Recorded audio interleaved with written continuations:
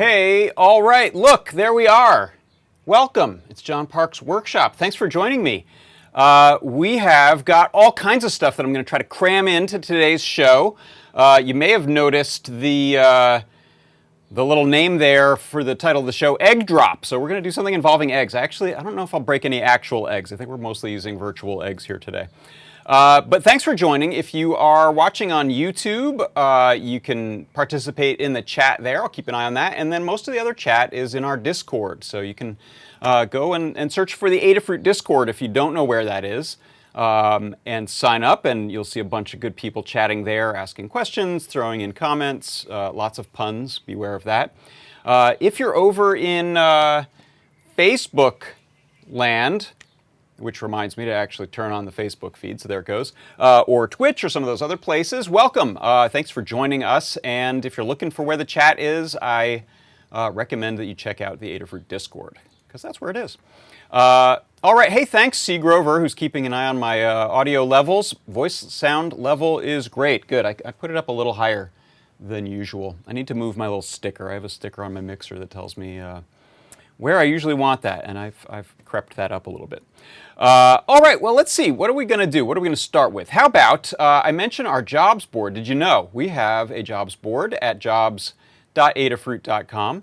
And our jobs board, let me open it up over here in a browser, is totally free. So you can sign up to post a position if you're looking to hire someone, if you're looking to hire a full-time job at a company, or a contract position if you have some work that needs to be done. In fact, looks like we have a new one here I hadn't seen before, which is a creative code and design instructor. Oh no, I did see that one. I mentioned that one before, I think. I'm a liar. But look at this one. Small job, contract basis, and they're looking for someone with some Arduino and ESP8266 skills. So that could be an interesting one to check out. And you can also post up your resume if you're looking to get hired. So go check it out, jobs.adafruit.com. And I also wanted to mention that our Make Code newsletter is going to be coming out pretty soon with a new edition. We do it monthly. And you can go to adafruitdaily.com to sign up. There's a few different newsletters that we put out, and you can sign up for any that interest you. We also solemnly promise to never spam you with any information other than just the newsletter that you've asked for, and you can cancel at any time, no restrictions. So check it out. Sign up for the Make Code newsletter if you're interested in seeing the new issue, which will be coming out next week. And I also had a sort of new segment, a quick little new segment. I do this sometimes anyway, but I've given it a formal name. And that is a new gear report. So there's some new gear I wanted to mention. Is my... I've activated Siri on my iPad. I'm not sure how. What did I say? That was weird. And Siri doesn't care that I've got the volume turned down. Does Siri? Jeez Louise.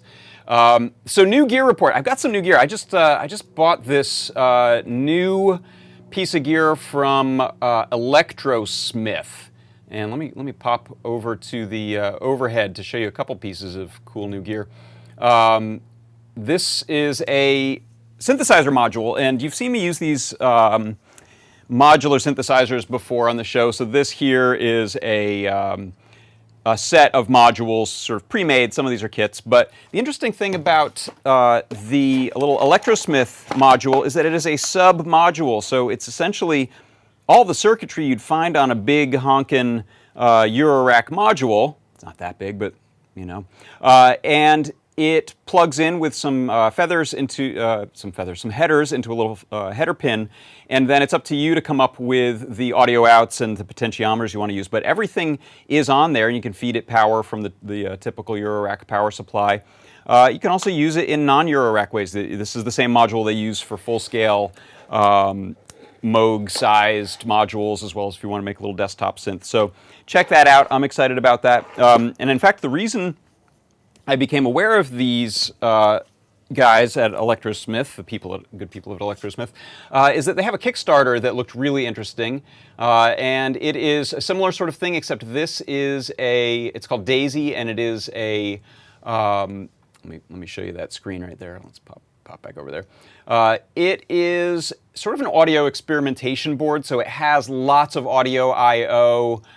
You'll be able to code it in MicroPython, among other things, and it'll also be able to take things like pure data patches. So kind of exciting, keeping an eye on that. It's been funded, and I think they've got a proven track record of putting out gear, so I feel like it's safe to mention that one if people are interested. So kind of along the lines of Teensy plus a DAC. This has the digital audio converter built on, plus a whole bunch of other stuff. So that's my new gear report. I don't want to spend too much more time on it, but there you go. Those are some things I'm excited about. Ooh, I just blinked myself out of existence.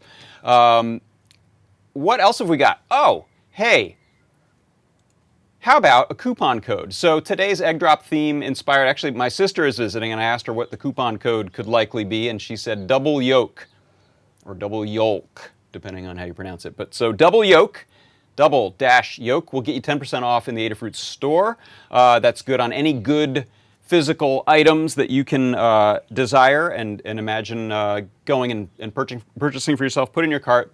On the way out, type in this coupon code, you get 10% off. It's not good on gift certificate subscriptions or software, but it's good on real stuff. And since I mentioned real stuff, how about a product of the week pick for you? So this is my product of the week pick. And in fact, I'll head back over to the bench in a second because I have a kind of cool demo of this. This is the Quad Digital Audio Converter, or DAC. Breakout board. It's the MPC4728 is the name of the chip. We've broken it out onto this cool little board. I have it over there, so I can't hold it up for you. That has two Stemma QT connectors. So it uses I2C to communicate with your microcontroller. And we've made it really easy to plug into. You don't even need to breadboard it or put on pins if you don't want to. What does this do? What does it give you? It gives you 4 digital to analog converters, which is great for boards that might have just one analog, true analog output or none. And it allows you to control things like LEDs, things like dial gauges, which I'll show you. And it's really smooth. I believe it is a 12-bit, there are 4 12-bit DACs on there. So take a look, actually. Let me pop this overhead, and I'll just slide this into view here. I have a clue board here that is connected to our little DAC. And then I have 4 of these little needle gauges. And I'm sending anywhere from 0 to 3.3 volts. I'm using the clue has a 3.3 volt reference. So you can see there I'm just moving them up to their max and back, but really nice and smoothly. So there are all sorts of different uses you could come up with for having true analog out, and I thought this was a neat way to demonstrate it. It would probably not be too hard to transform this into a clock. If you've ever seen people do needle gauge based clocks, it's a pretty direct and easy way. We have really nice CircuitPython libraries for this, also Arduino. I'm running this in CircuitPython. And you can see you get a really nice smooth output from that DAC. So that's my pick of the week, is the lovely little Quad DAC board. So go check it out. All right. Hey, look, that's too many of me. Let's pull a couple of those off of there. So what I'd love to do next is take you into a little world that I like to call the Make Code Minute.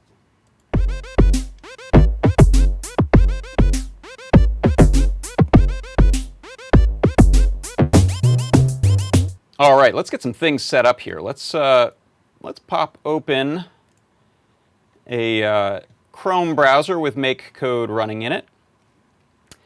And in fact, I'll make that version of me. And do I have a little? I thought I had a little version of my. No, I don't have a little version of that one. All right, it'll just be me there. I'll switch cameras to show this. So what I wanted to show today in the Make Code Minute is how you can use JavaScript to alter the functionality of some of your code blocks to do things that the code blocks themselves can't do. So what am I talking about here? Let's take a look at my overhead. And I have a Circuit Playground Express here. When I press the A button, you'll see I'm going to light up the LEDs one at a time, starting with LED 0 and running up to LED 9. And that's easy to do in blocks. I'll show you how. The thing that's not so easy to do in blocks is to run it in reverse. So I'm using this B button, and that actually takes them from 9 back down to 0. So how do you do that? Let's take a look at the code for this here, and I can zoom way up in there. So here's what happens when I press button A. I am setting all the pixels to black, and then I'm using this for loop.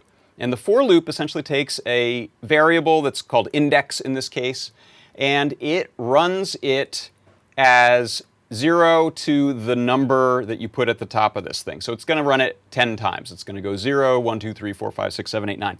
Each time it iterates, it adds 1 to that index value.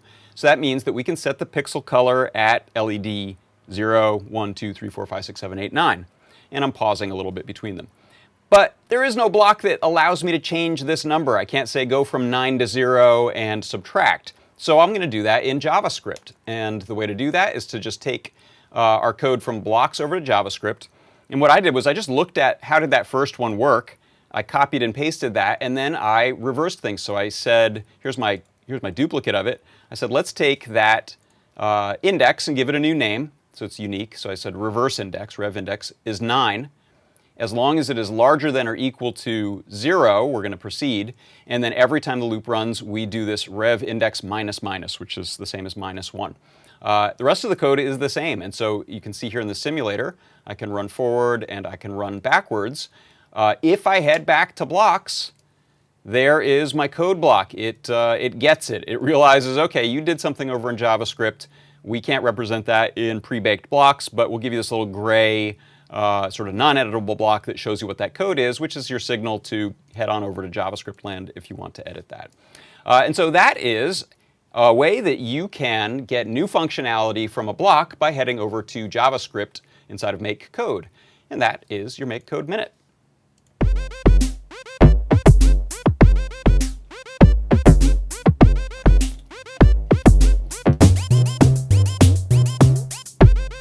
Hey, all right. My gosh, that's still so many of me. There I am. All right. So how do you like that? Actually, my friend Todd Kurt, you may know him as ToddBot. He mentioned recently that I should start showing some JavaScript inside of Make Code stuff. So that I've popped in there occasionally before, but that's my sort of first dedicated segment on that, and I'll probably do some more. I don't know if I'll do them every week, but I'll pepper those in. I'm also looking forward to Python showing up in there. I think it's shown up in the Make Code Arcade version and maybe the microbit version, so I'm hoping eventually we'll have that in there as well. So the next thing I wanted to do was show you my Make Code Arcade game pick of the week, and let me pop up my browser here and head on over to this game, which is called North Shore Winter Adventure by the Cobalt Kid. And let's have a look at it, because this is beautiful. It says here, I found this on the Make Code forum on Microsoft's forum.makecode.com. It says, ride your snowmobile and dodge obstacles on the way to your next destination. Selecting a higher experience level will increase the speed of your sled. And actually, if you'll bear with me, I'm going to try something new, which is I shot a little video of me playing this, or just the screen grab, because I think that'll be smoother than me playing it. There's something jerky often with trying to play these back through my broadcast software. So give me a moment. I'm going to add a video clip, because I forgot to do it earlier, I will admit. Okay, and there you can see. Oh, and look, I can talk to you while I'm not trying to play, because that's good. You know, I'm a terrible multitasker. So you can dodge obstacles, and you can go either faster or slower. And you'll see here, there's some really nice cut scenes. At a moment here, the game takes over. So you can see it's kind of slowly pulling into the next cabin on the north shore of, I think, Lake Superior it was. And we picked up a friend to ride along with. And so I've played it on different difficulty levels. It is very difficult on the difficult level. I think there's more obstacles and it moves faster. But it's really a beautifully done game. It is large, and in fact, I believe the COBOL kid who created it said that they were unable to upload the blocks version.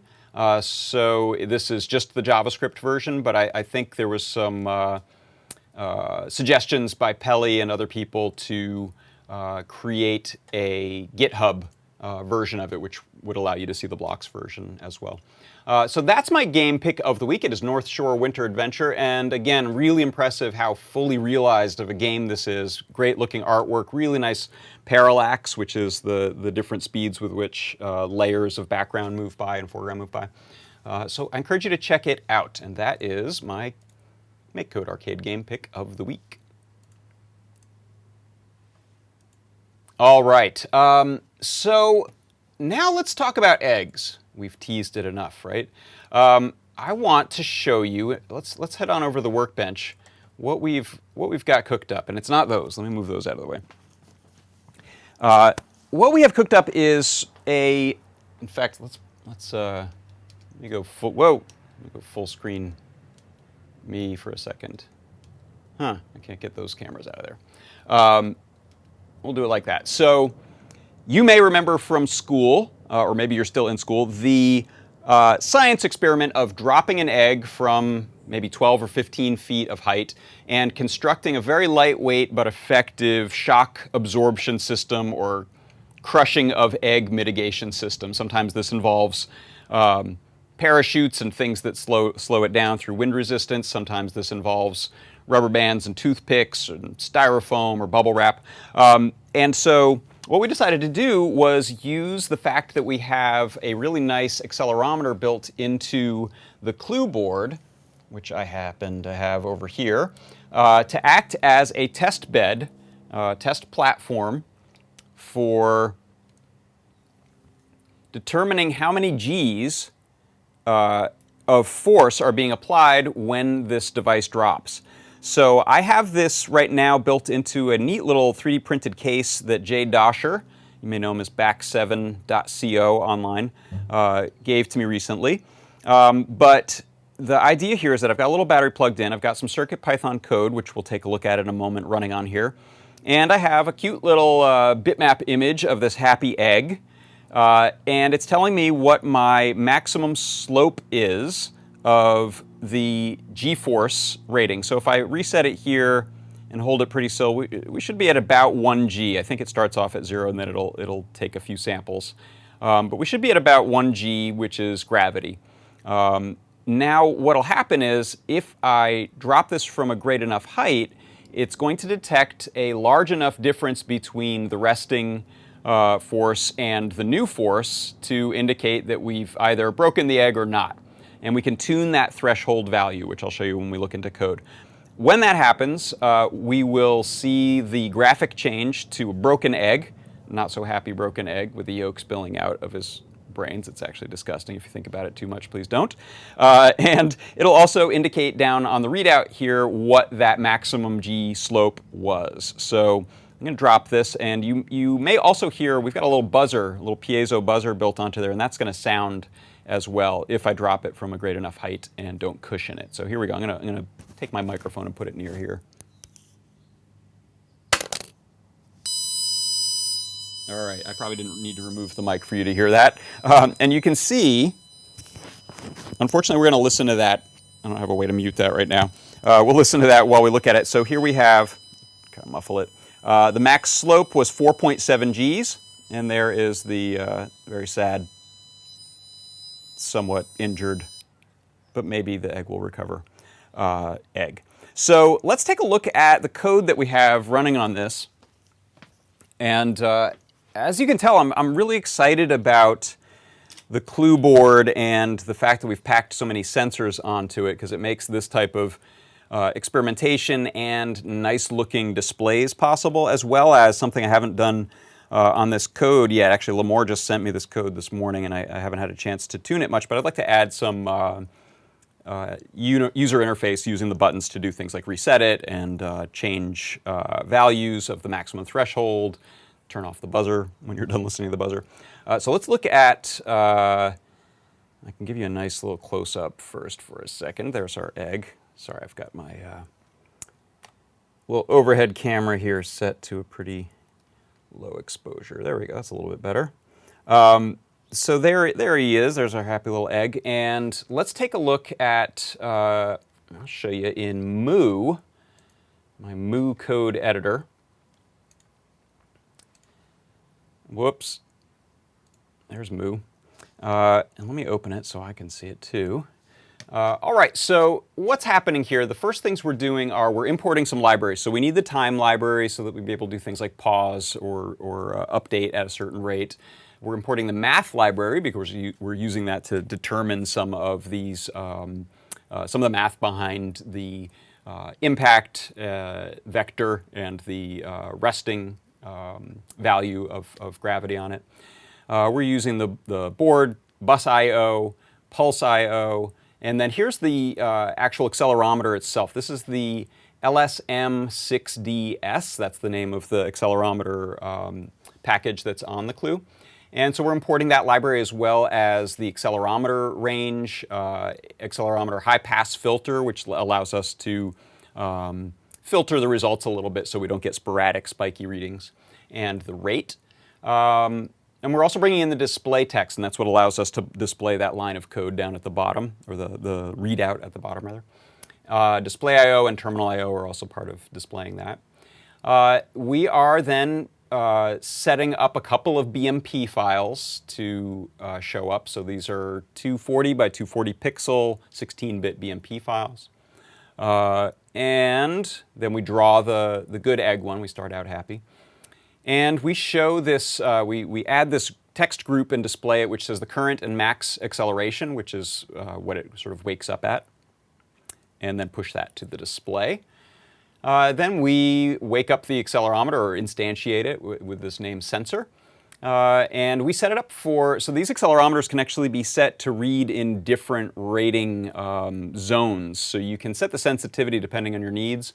If you're doing some small detection of motion, for example, you might use a 1G range. We're actually using the 16G range so that we're able to more accurately measure large impacts. We don't get as much accuracy, as many fine steps, but it allows us to differentiate 8G from 16G, for example. And we're setting the rate that we're checking that, and setting up this high-pass filter so that we filter the results. And we're also instantiating the buzzer, so that's why pulse I/O is used there, and that's it's like a piezo buzzer. It's pulsing that at a frequency for the pitch. So here it's set to 1,000 hertz.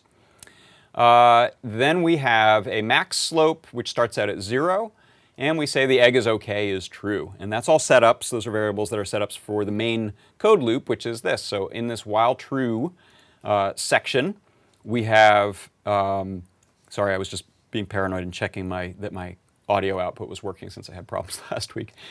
So inside of here, we set up the readings of x, y, and z axes on the board. So that's this x, y, and z equals the sensor dot acceleration, which is a 3-value tuple. And then we set up this equation for the slope g, which is using the math square root. So remember, we imported the math library, so using the math square root, and then we're multiplying x by x plus y plus or y times y plus z times z, and dividing that by the gravity, 9.9 meters per second squared. And then this is where we start testing, are we free falling? So essentially, when the g's read 0, it means we're free falling. There's no gravity acting on it, so we know we've dropped it. And then we test against the big change. So it's this difference between the initial gravity and the change that determines how strong that impact was. I think, and I haven't tested this much with real eggs yet, but I think real egg crackage is something around 6 to 8 Gs, but I'm not certain. Don't quote me on that. Actually, it was a really great video that Sean Heimel did for doing egg drop inside of MakeCode on the microbit, and I believe he was testing against 8 Gs, but I might have gotten that wrong. I will end up trying that. We'll figure that out, and I'll be putting that inside of the guide. But what we can look at right now is in testing it, when I determine that, so there's a couple experiments to run. if we get a value that we're satisfied, the egg will probably survive if it's below, let's say it's 4 Gs, then that is the value I'll set right here. And I can zoom in on this, I think, a little more. So this value of the max slope is greater than this value, greater than or equal to this value, and the egg is okay. That is our threshold. So if we set this to, let's say, 4, I'll leave it at 3 actually, since I know that was setting this off right now for these small experiments we'll do. But that's where you'll set that to sort of calibrate against an egg. So with that running then, let's take a look at some of the sort of experiments that you can run. I'll head back over to the workbench, and what we want to do is see if we can cushion the fall of this. So I have a little battery on here, by the way, so that's when I'm plugging it into USB, that's just to code it. But as you can see here, there he is, running off of a little battery that I've set in the back here. So right now, I'll hit the reset button on the back. Like I said, I didn't do other UI for it yet. Okay, and I'll drop it from non-scientifically about a qubit, my arm length there. Okay, so that's setting it off right now, and it said that that was 5.7 Gs. So I'll reset that, and then there are some things that we can do to try to make it survive the fall. Here's one that I'm guessing will work pretty well, which is to take some bubble wrap. And, well, let's try just bubble wrap. Does just the thin layer of bubble wrap cushion it enough? We'll try kind of the thinnest layer we can do, which is just inside of this bubble wrap bag. And again, dropping from the same height. Yeah, did not protect it. I think I even heard a piece of bubble wrap pop. So I'll reset that. But now I'm curious if you start to double this up or triple this up. That could be giving us both some cushioning as well as some wind resistance. So it might not get to terminal velocity. Nope, it beeped still. So now what I'll do is try sort of a shock absorption idea I had, which was to take a couple of these solo cups. I'll place it in, whoops, I'll set it off. I'll place it in this smaller cup, and then I want to give it a chance to dampen as it kind of falls inside of this bigger cup with a little bit of bubble wrap, again, just to act as a barrier from it immediately dropping. So I'm going to tear off a little slice of this, set this in here, and then my hope is when it drops, it'll pull that down in, and there'll be some friction that will cause it to ease that drop. So here we go, about the same height. Nope, it's still too sensitive. So I'm beginning to think that that is definitely too low of a threshold, because I really doubt an egg would break given that scenario. But yeah, that was still saying what? Let's try that actually. Let's see what the value is, because that's interesting. And I was also talking with Sedacious, who implied that he has a lot of experience with parachutes, so maybe he's a skydiver. And he said he does not think a parachute is going to help an egg much, but I do have a toy parachute I'll try it with. Oh, it fell out. Oh, it was not, it wasn't running. That's not a good way to test it. Let's reset it. I think I double-clicked our reset button, which sent it into bootloader mode. Oh, what's going on here? All right. Oh, it's not happy now. I've done something terrible. Oh, I wonder if my battery's dying. I think the battery power could be giving us problems. Let's look and see if we give it full USB power, because that might be it. I'm not sure how juiced up that battery was. Let's see. No, okay, let's go to the computer. Let's see if we can recover this. I also can't read these the little screen on here that well without my glasses, because that is tiny. Let's bring up a overhead there. I'm putting on some glasses. This is saying, yeah, code running, waiting for reload. It's getting a runtime error, SDA or SCA. Oh, I wonder if something got jarred. That could be an I2C error where it's saying I don't see a sensor that you're trying to talk to. All right, make your cushioning good, because I may have just dislodged something. Yeah, that might not be good. I might have to go to a different clue. All right, this is how you know it's live. Let's see if we can go to the bootloader.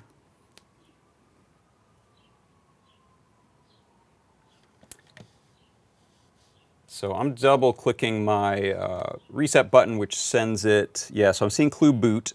So I'm gonna press it once and see, I can show you in, I should be able to show you in Moo if we're getting any serial output now.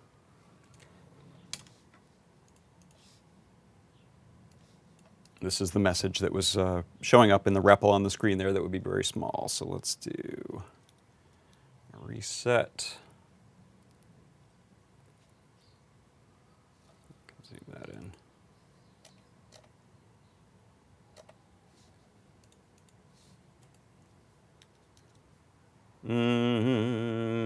Nothing? Huh, no, we're not seeing any output. It might be because it's only going to that screen. All right, well, I've broken it. I do have another clue I could pop in there, but I think you get the idea, and we're really running close on time, so we'll leave it at that, the realities of breaking your stuff while you're testing. But hey, I broke no eggs.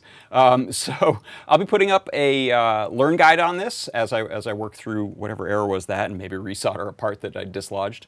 And you'll be able to follow along with that and see what kind of cushioning you can build for both your clue and your egg. I would also say some of my earlier testing was just dropping it straight onto my workbench and bouncing it around. Maybe don't do that. Maybe start with your ideas of cushioning rather than calibrating it through violence. So that is it. Before I go, I want to mention again double yoke, which is our coupon code. That'll get you 10% off on the way out. And that's good on any real goods, not gift certificates, subscriptions, or software. And I think that's all we have. So I want to thank everyone for stopping by. I will, let's check in, actually, before we go, let's check in on Discord, especially because sometimes Discord says, hey, we know what you just did wrong on that and can fix it. So I'll check that before I go. Anyone have any ideas? Where's my Discord? Yeah, you like calibrating through violence. Let's see. Durability of clue is in question now, yeah.